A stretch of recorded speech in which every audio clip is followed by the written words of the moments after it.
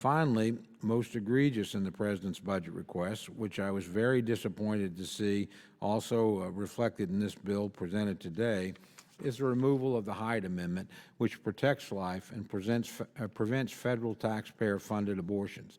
Since it was enacted in 1976, it's estimated that this provision has saved more than 2 million lives while protecting the conscience rights of the great majority of Americans who are opposed to publicly funded abortions for religious, moral, or fiscal reasons.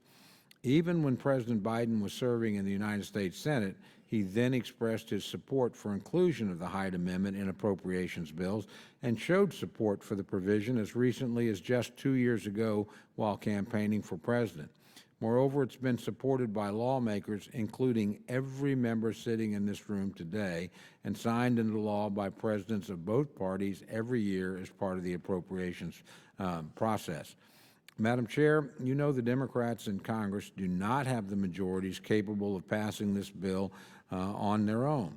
In the days and weeks ahead, it's my hope that members on both sides of the aisle and in both chambers can negotiate spending that is reasonable and will not lead to financial disaster.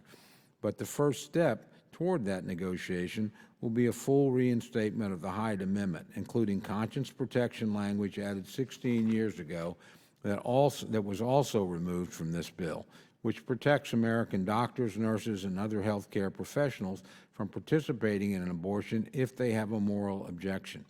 This is an essential right of every American, and its removal is a danger to us all. I want to point out that even President Biden's budget did not propose removal of that important language, first authored by then Representative David Weldon in 2005. These protections need to be reinstated for this bill to move forward. Quite frankly, everyone in this room knows this bill will never pass the United States Senate without their inclusion, and the majority of the American people support that inclusion.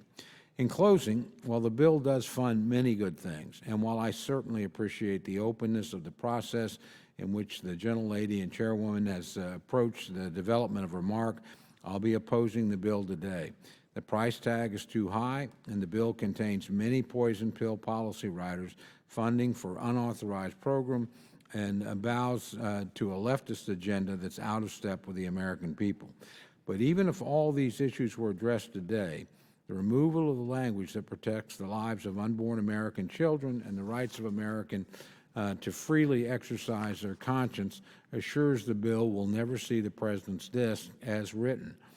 This decades-old bipartisan compromise must be included before we negotiate on the spending levels and other policy provisions. It's just that